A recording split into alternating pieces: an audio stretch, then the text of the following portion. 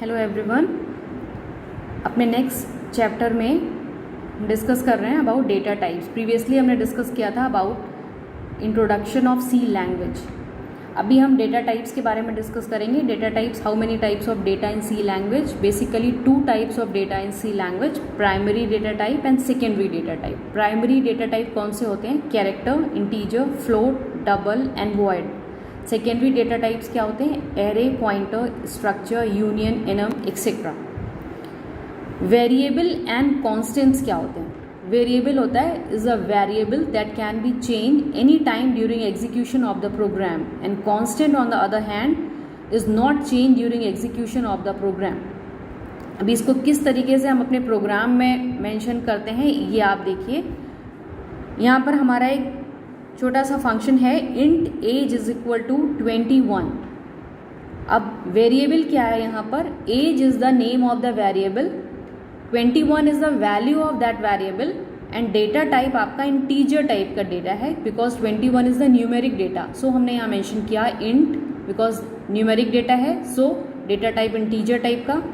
As is the variable name is equal to उसकी value 21। Okay. Constant, how many types of constants in C language? Basically 3 types of constants: numeric constant, character constant and string constant. Numeric constant again divided into 2 parts: integer constant or real constant. Another name of real constant is the floating point constants. And the difference between the two is, suppose हमने बात करा 25 is the integer number and 25.56 this is the real number of or floating point number. Again integer constant is divided into 3 parts: decimal number, octal number and hexadecimal number. अब variable को कैसे सी language में declare करते हैं? For example हमने यहाँ पर एक इंटीजर टाइप का डेटा लिया, यहाँ पर हमने 3 वेरिएबल्स को डिक्लेयर किया है, a, b, c। ये तीनों हमारे वेरिएबल नेम है। यहाँ पर हमने वैल्यू को डिक्लेयर नहीं किया है। प्रीवियसली हमने क्या किया था? प्रीवियसली हमने इंटीजर टाइप का डेटा था, एज वेरिएबल नेम था, age is equal to 21। But यहाँ पर हमने क्या किया? यहाँ पर इंटीजर टाइप का डेटा है, हमने 3 वेरिएबल डिक्लेयर किया है बट वैल्यू नहीं लिया है उसका, a, b, c। Next line में हमने फ्लोट टाइप का डेटा डिक्लेयर किया है, फ्लोट d, बट वैल्यू यहाँ पर भी हमने डिक्लेयर नहीं किया है। कन्वर्जन स्पेसिफिकेशन कैरेक्टर्स, ये क्या होता है? जब भी हम सी लैंग्वेज में डेटा को इनपुट कराते हैं यानी स्कैनएफ यूज़ करते हैं तो वहाँ पर हम कन्वर्जन स्पेसिफिकेशन कैरेक्टर्स का यूज़ करते हैं। अगर हमारा डेटा टाइप इंटीजर है तो हम %d यूज़ करते हैं, अगर हमारा डेटा टाइप फ्लोट है तो %f, अगर कैरेक्टर है तो %c, एक्सेट्रा। अब इनपुट एंड आउटपुट फंक्शन क्या होते हैं सी लैंग्वेज में? इनपुट फंक्शन क्या होता है? जब हम डेटा को इनपुट कराते हैं। आउटपुट फंक्शन क्या होता है? जो भी हमारा स्क्रीन पे विजिबल होता है वो प्रिंट होके आता है, वो हमारा आउटपुट फंक्शन होता है।